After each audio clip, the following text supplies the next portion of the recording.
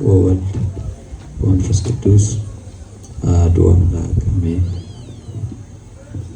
የተባረከ እግዚአብሔር አምላክ አበዊነ በአምላከ ቅዱሳን የቅዱሳን አምላካችን እግዚአብሔር በዚህ ሰዓት ባርኮ ቀድሶ እቺን ሰዓት ስለሰጠን ለኃጢአታችን ብዛት ሳይሆን እንደ ቸርነቱ ስለጠበቀን ክብርና ምስጋና ለሱ ይሁን።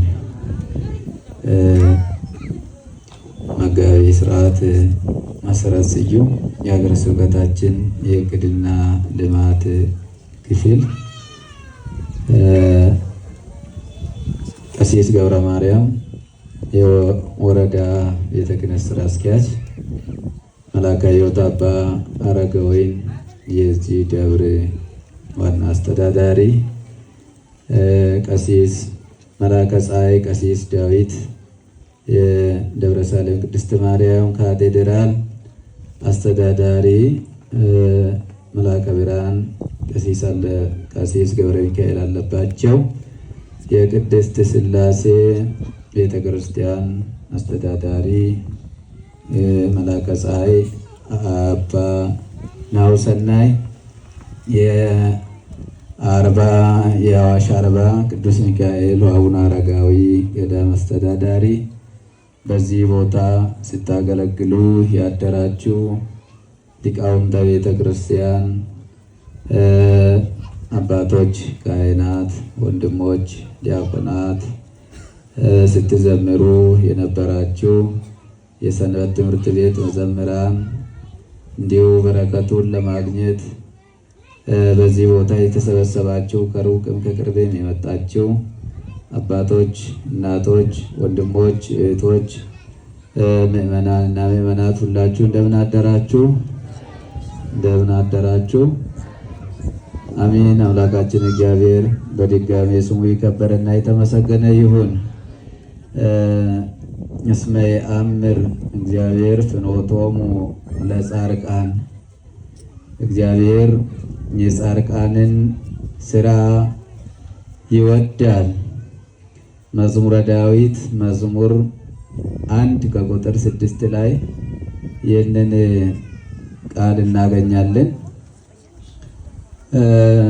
ስብከት ለመስበክ አይደለም፣ ትምህርት ለመስጠት አይደለም። ስብከቱ በሰፊው ተሰጥቷል። ቃሉ ስለሚጋብዘን ነውና እግዚአብሔር የጻድቃንን ስራ ይወዳል አለ መዝሙረኛው ዳዊት። ምክንያቱም ጻድቃን የሚሰሩት ስራ ጉድለት ያለበትና ሰውን የሚያስነቅፍ፣ ሰውን የሚያሳዝን፣ ሰውን የሚያስቀይም ሳይሆን እግዚአብሔርንም የሚያስቀይምና የሚያስቆጣ ሳይሆን ጻድቃን የሚሰሩት ምናልባት ሰውን ሊያስቀይም ይችላል። ሰው የሚያየው ሰዋዊውን ነገር ስለሆነ የሚሰሩት ሰውን ሊያስቀይም ይችላል። እግዚአብሔርን ግን ያስደስታል። ለዚህ ነው እግዚአብሔር የጻድቃንን ስራ ይወዳል ብሎ መዝሙረኛው ዳዊት የተናገረው። ዛሬ ክብራቸውን ስማቸውን የምንጠራ በቅጽረ ቤተ ክርስቲያን ተሰብስበን የምናከብራቸው ጻድቃን ሰማዕታት እነ ጻድቁ ዮሐንስ ጨቄ ዮሐንስ ዛሬ የምናከብራቸው እግዚአብሔርን ስላስደሰቱ ነው። እግዚአብሔር የሰሩትን ስራ ተመልክቶ ስለተደሰተባቸው ነው። እስመ መዓልተ ወዘጎ ያነብ መዓልተ ወሌሊተ ብሎ ከተናገረ በኋላ መዝሙረኛው ዳዊት ወይከውን ከመ ዕፅ እንተ ትክልተ በመዋዘ ማይ፣ የጻድቅ ነፍስ የጻድቅ ሕይወት ጻድቅ ሰው በውሃ አጠገብ ልምላሜ የውሃ ምንጭ ባለበት አካባቢ እንደተተከለ ዕፅ ይሆናል አለ። በውሃ ዳር የተተከለ እንጨት ምንም በጋ ቢመጣ፣ ምንም ነፋስ ቢበዛ፣ ምንም ድርቅ ቢሆን በውሃ ዳር ስላለ ድርቅ አያገኘውም። ስሩ ውሃ ውስጥ ስለሆነ ዘላለም እየለመለመ ዘላለም ቅጠሉ እያማረ ይኖራል፣ ፍሬ እየሰጠ ይኖራል ማለት ነው። ለዚህ ነው ዛሬ ከስንት መቶ ዓመት በኋላ የጻድቁን የእጨጌ ዮሐንስን እያከበርን የምንገኘው። የጻድቃን ቅዱስ ቅድም መጋቤ ሥርዓት ሲናገሩ እንደሰማችሁ በቅጽሬና በቤቴ ውስጥ የማይጠፋ ስምን እሰጣችኋለሁ ብሎ ተናግሯል ኢሳይያስ ከጌታ ባገኘው።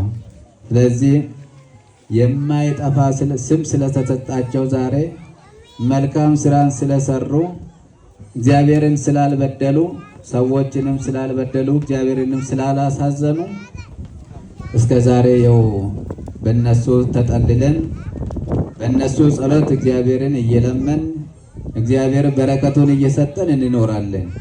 ታዲያ እኛስ ጽድቅ መስራት የሚከለክለን ነገር አለ?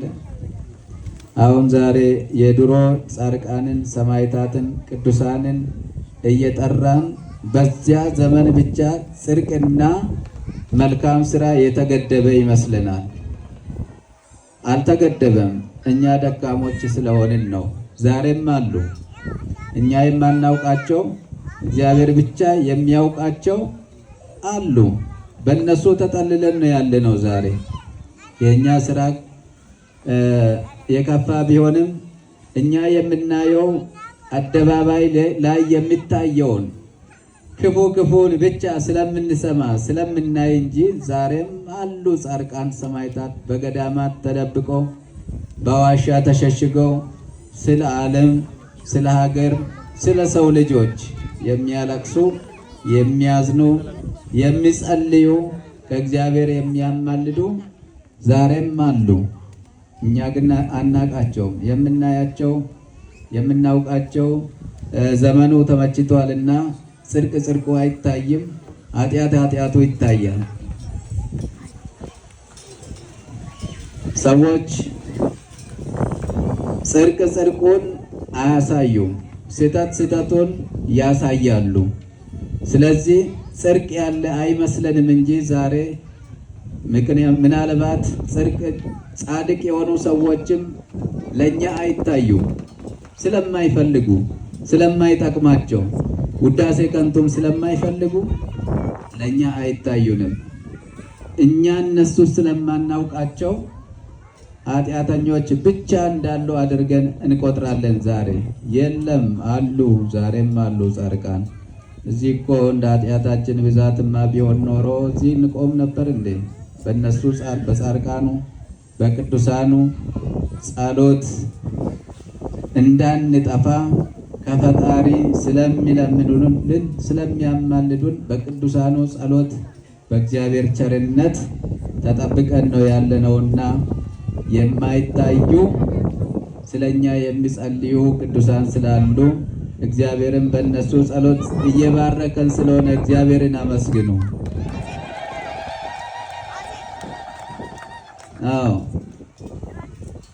ስለዚህ ሁላችንም ጽድቅ አልተገደበምና የሚታየውን ክፉ ነገርን ብቻ እያየን ከመሳሳት ተጠብቀን በተቻለን መጠን እግዚአብሔርን እየተከተል እግዚአብሔር የሚወደውን ስራ ብቻ እየሰራን ልንኖር ያስፈልገናል። በዚህ ዘመን ጽድቅ፣ ፍቅር የጠፋበት፣ ሰላም የጠፋበት፣ ሰው ከሰው ጋር እንደ አውሬ የሚተያይበት ዘመን ነው። እግዚአብሔር ስለባረካችሁና እዚህ በአንድነት እግዚአብሔርን ለማመስገን ስለቆማችሁ እግዚአብሔርን አመስግኑት። ብዙ ጊዜ ፈተና ቤት እንደሚመጣብን ስለማናውቅ እናንተም ምዕመናኖቻችን በዚህ ቦታ ያላችሁ በሌላም ቦታ ያላችሁ መልካሙን ድምፅ ብቻ እንስማ። መልካሙን ድምፅ ብቻ ስንሰማ ነው የእግዚአብሔር ልጆች የምንሆነው። ምክንያቱም ጻድቃን የሄዱበትን መንገድ እንዳንሄድ የሚያደርገን ብዙ ፈተና አለ፣ ብዙ እሾክ አለ፣ ብዙ እንቅፋት አለ። እንቅፋቱን ግን ታግሰን ዞር እያደረግ የማይቻልም ሲሆን ራሳችን ዝቅ እያደረግ እያሳለፍ የቅዱሳንን መንገድ ለመሄድ መሞከር ይኖርብናል። ያን ካላደረግ ብዙ ፈተና አለ። በቤታችን በቤተ ክርስቲያንም እንዲሁ የጸሎት ቦታ ነው ብለን በምንሰበሰብበት ቦታ ጭምር ሌላ አዋጅ፣ ሌላ ዜና ልንሰማ እንችላለን። እኛ ጆሮአችንን ከክፉ ነገር መከልከል አለብን። መልካሙን ነገር ብቻ መስማት አለብን። ማንም እኔ ያንተ ወገን ነኝ፣ እኔ ያንተ፣ እኔ ያንቺ የቅርብ ምንትስ ነኝ የሚል እንኳን ቢኖር መልካም ነገር ካልሆነ፣ እውነት ካልሆነ መከተል አያስፈልግም። መከተል ያለብን እውነትን ብቻ ነው። መከተል ያለብን በቤተ ክርስቲያን የሚነገረውን ወንጌል የሚለውን ብቻ ነው መስማት ያለብን። ያለበለዚያ ብዙ ዜና ስለምንሰማ ውስጣችን ይረበሻል። ውስጣችን ሲረበሽ ከቤተ ክርስቲያን እንርቃለን። ከቤተ ክርስቲያን ስንርቅ ደግሞ አጋንንት ይጫወትብናል። ፈተና ላይ እንወድቃለን። ሃይማኖታችን እስከ መቀየር እንደርሳለን ማለት ነው። ከዚህ ሁሉ እኛን የፈጠረን ሰው ነው? እግዚአብሔር ነው? እግዚአብሔር ነው አይደለም? ቀጥታ እግዚአብሔርን ትክክለኛ የሆነውን መምህራን ሲያስተምሩ መስማት አለብን። ትክክለኛ ያልሆነውን ደግሞ ለምንድን ነው እንዲህ የሆነው፣ እገሌ ለምንድን ነው እንዲህ ያለው ብለን መመርመር ያስፈልገናል። ያ ሲሆን ከቤተ ክርስቲያናችን ተጣብቀን ከአምላካችን ጋር በረከትን እያገኝ እንደ ቅዱሳኑ በቅዱሳን መንገድ ላይ እንሄዳለንና በዚህ መንገድ እንድንሄድ አምላካችን እግዚአብሔር ይርዳን። አዎ ዛሬ የምናከብራቸው እጨጌ ዮሐንስ በአንድ ወቅት በጣም ፈተና ተነሳባቸው፣ በሰዎች ማለት ነው። ሰይጣን በሰዎች ላይ አድሮ ነው የሚፈትነውና በሚያገለግሉበት በሚጸልዩበት አካባቢ ተነሱና ሰዎች ከአካባቢያቸው ስላልወጡላቸው ስላልተሰደዱላቸው ስም ሰጧቸው። ምን ብለው ሰጧችሁ መሰላችሁ? ይህ ጸሎተኛ ነኝ የሚል መነኩሴ፣ ይህ ለእግዚአብሔር ያደርኩ ነኝ የሚል መነኩሴ ትልቅ በደል ሰርቷል አሏቸው። ምን ብሎ ደግ ነው መሰላችሁ? ከአንዲት ሴት ላይ ወልዷል አሏቸው። ውሸታም ነው እሱ፣ ዝሙተኛ ነው፣ ወልዷል ብሎ በሌሉበት ባልሰሩት ባላዩት ነገር ወልዷል ብሎ በሌላ መንገድ ሊያባርሯቸው ስላልቻሉ ከሴት ወልዷል ብሎ በዚህ መጡባቸው። ታውቃላችሁ ደግሞ መነኮሳት ወልዷል እንዲሆናል ሴት ጋር ደረሰ ከተባለ በቃ መቀመጥ የለበትም መሰደድ አለበት ነው የሚባለው። በዚህ የተነሳ ማስቀመጥ አልቻሉምና እያሳደዷቸው ከሀገራቸው አስወጧቸው። ከጸሎት ቦታቸው ከበዓታቸው አሳደዷቸው። ከዚያ ቦታ አሁን ገዳማቸው ወዳለበት ወደ ሰሜን ጎንደር ሄዱ። እዛ ገዳም ገደሙ ይለናል። እዚሁ ሀገራችን ውስጥ ነው፣ ሌላ አይደለም። ከሌላ ሀገር ተሰደው መጡ። በጸሎት እግዚአብሔርን አምነው ከወገናቸው ከዘመዳቸው ከዘራቸው እናቴ አባቴ ወንድሜ ወገኔ ሳይሉ ሸሽቶ ሃይማኖታቸውን ብለው ከውጭ ሀገር መጡ ወደዚህ። እኛ ግን ክፉ ሰራንባቸው፣ ልናስቀምጣቸው አልቻልንም። ሰይጣን ሆንባቸው ማለት ነው። ግን እግዚአብሔር እየረዳቸው ነው። በእውነት መንገድ የሚሄድ አይወድቅም። ስለዚህ ተነስቶ ወደ ሌላ ቦታ ሄዱና ዛሬ ጉንድ ተክለ ሃይማኖት የሚባለው ሰሜን ጎንደር ውስጥ ያለው እሳቸው የገደሙትና ሲጸልዩበት የነበረ እንዲሁ ስማቸው በስማቸው እንኳን አልገደሙትም ይላል ገዳሙን። በደብረ ሊባኖስ ገዳም ውስጥ ለብዙ ዘመናት ስለነበሩ የመነኮሱትም እዛው ስለሆነ በአባታቸው በጻድቁ አቡነ ተክለ ሃይማኖት ስም ጉንድ ተክለ ሃይማኖት ተብሎ እንዲጠራ አደረጉ ይላል። ክብርና ምስጋና ለአምላካችን ይሁን። አዎ እግዚአብሔርን ስንከተል ፈተናም ቢመጣብን አንወድቅም ማለት ነው።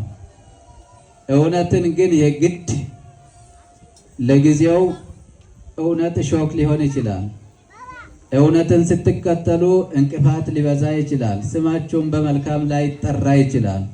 መጨረሻችሁ ግን እግዚአብሔር ስለሆነ ይህንን መንገድ የሚያዘው የሚወደው እግዚአብሔርን ነው የተከተላችሁትና ምንም እውነትን ስለተናገራችሁ እውነትን ስለተከተላችሁ ማንም እንዳትፈሩ። እግዚአብሔር ከሁላችን ጋር ይሁን። የቅዳሴ ሰዓት ስለደረሰ እዚህ ላይ በቃላንና የቅዱሳኑ የቅድስት አርሴማና የቅዱስ እጨጌ ዮሐንስ በረከት ከሁላችሁ ጋር ይሁን። እግዚአብሔር ሁላችንን ይባርከን። እንግዲህ በቦታው ያሉት አበምኔትና ሰበካ ጉባኤውም ሁላችሁ የሚሰሩትን ስራ ላይ በርቱ፣ ጠንክሩ። ሁላችንን እግዚአብሔር ያበርታን። ሰንበት ትምህርት ቤትም ጠንክሩ፣ ምዕመናኖቻችንም ጠንክሩ። የሰጣችሁትንም ስጦታችሁንም እግዚአብሔር ይቀበልላችሁ። ለዓመቱ በሰላም ያድርሳችሁ። እግዚአብሔር ከሁላችን ጋር ይሁን። አባታችን ሆይ ብለን እንጸልይ። በሰማያት የምትኖር ስምህ ይቀደስ፣ መንግሥትህ ትምጣ፣ ፈቃድህ በሰማይ እንደሆነች እንዲሁም በምድር ትሁን። የዕለት እንጀራችንን ስጠን ዛሬ፣ በደላችን ሁሉ ይቅር በለን እኛም የበደሉንን ይቅር እንደምንል። አቤቱ ወደ ፈተና አታግባን፣ ከክፉ ሁሉ አድነን እንጂ መንግሥት ያንተ ናትና፣ ኃይል፣ ክብር፣ ምስጋና ለዘላለሙ። እመቤታችን ቅድስት ድንግል ማርያም ሆይ በመልአኩ በቅዱስ ገብርኤል ሰላምታ ሰላም እንልሻለን። በሐሳብሽ ድንግል ነሽ፣ በሥጋሽም ድንግል ነሽ። አሸናፊ እግዚአብሔር እናት ሆይ ከሴቶች ሁሉ ተለይተሽ አንቺ የተባረክሽ ነሽ፣ የማኅፀንሽም ፍሬ የተባረከ ነው።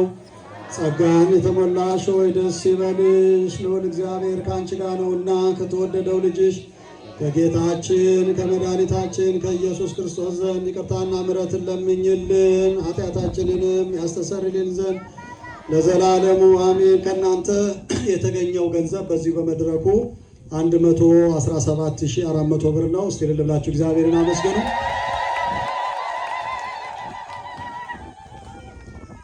ጌታችን አምላካችን መድኃኒታችን ኢየሱስ ክርስቶስ የካህናት አለቃ ለአባቶቻችን ለሐዋርያት ስልጣነ ክህነት የሰጣቸው ይቅር ባይ ኃጢአትን የሚያስተሰርይ በዚህ ቦታችሁ ተሰብስባችሁ የጸለያችሁ አባቶች፣ ካህናት፣ ወንድሞች፣ ዲያቆናት እንዲሁም ብዙ ክርስቲያን ወንዶችም ሴቶችም ሕፃናትም ጭምር ከኃጢአት ማሰሪያ የተፈታችሁ ንጹሐን ሁኑ።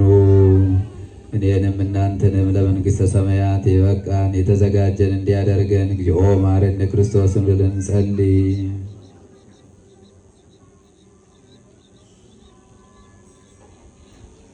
ስለ እናቱ ስለ ማርያም ብሎ ይምረን ዘንድ በእንተ እግዝእትነ ማርያም መሐረነ ክርስቶስ።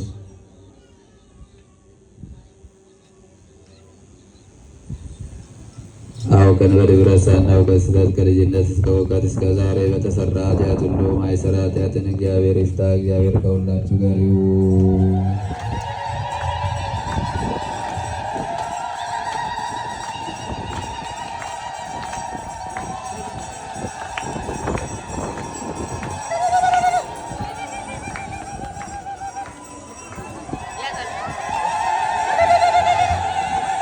የተወደዳቸው የክርስቶስ ቤተሰቦች ያው